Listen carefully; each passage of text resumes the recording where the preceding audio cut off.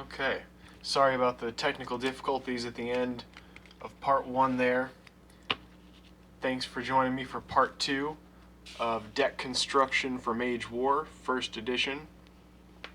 We're just going to pick up right where we left off, talking about the exchange abilities.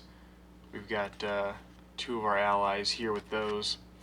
And what I was just saying was that in order to play those, you need to pay their cost. And there's some rulings that I'll go over in a future video just to kind of explain some of the odd interactions that might happen with those. But that's just kind of the basics of the exchange abilities. And so you can look through those and see which ones best fit your deck and see how you want to use them.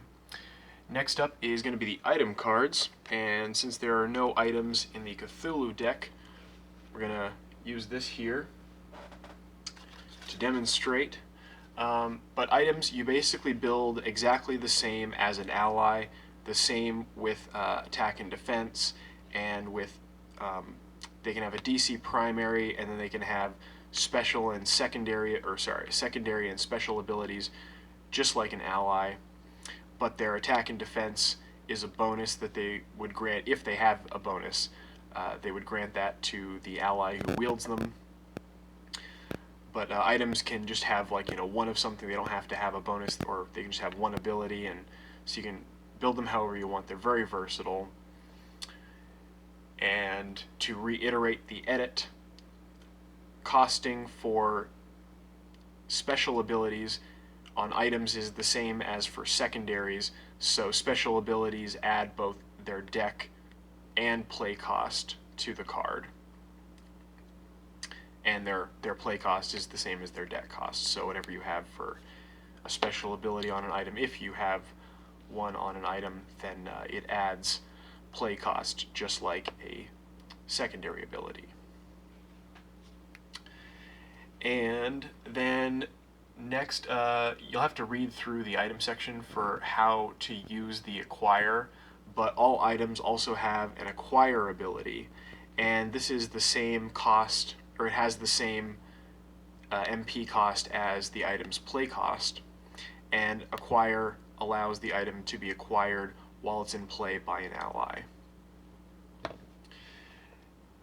The other thing to note here is items can only be played and or acquired before any combat is declared each turn, and items cannot be played or acquired in response to an ability being activated.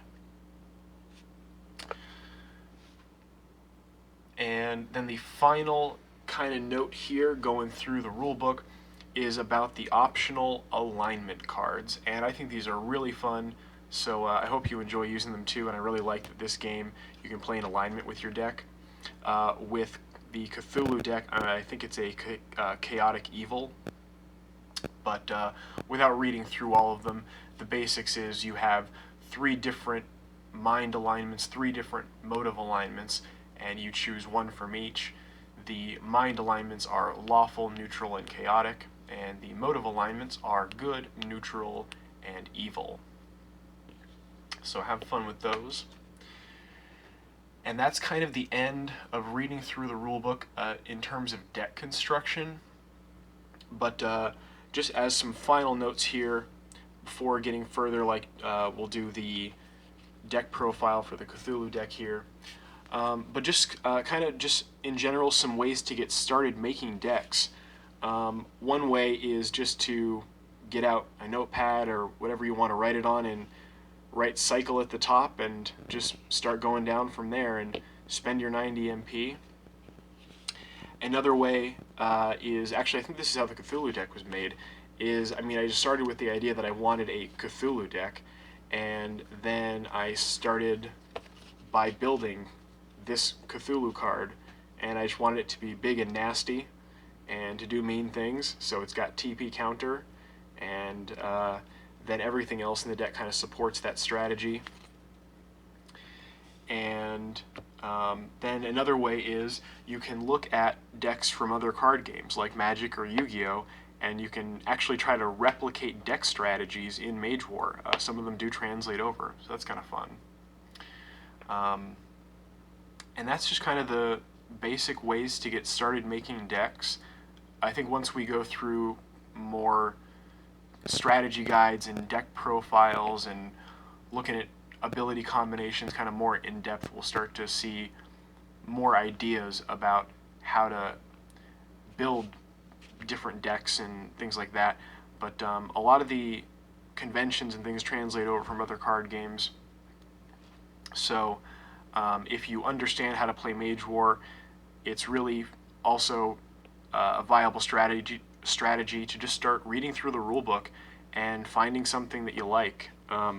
Like if you read through the world abilities and you see something like Afflict that you really like and you kind of want to build a deck around that, you can start shopping around with the other abilities and see how you can support that and see, you know, what kind of ideas you can brew up and ways to support it and what kind of other strategies it might be vulnerable to and how to counter those, how to side deck to the counters and things like that.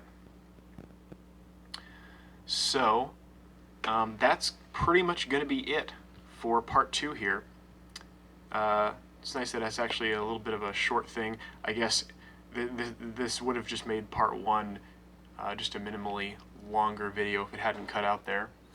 But of course, in further videos, we'll go over other things. There will be a specific video for how to make cards and actually, you know, things like writing them up, and if you're going to print them commercially and you want to sell them, other things to go into for conventions on designing those. And then we'll also go over other parts of the rulebook, like the global abilities, which I think are really fun too.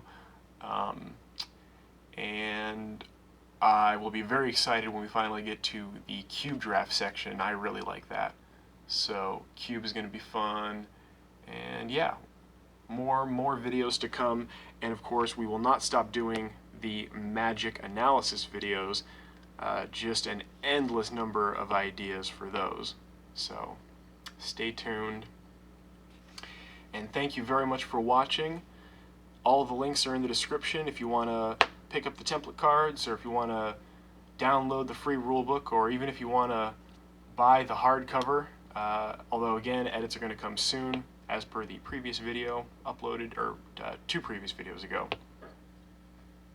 It's labeled the items edit video. But that's it. Thanks for watching. See you later.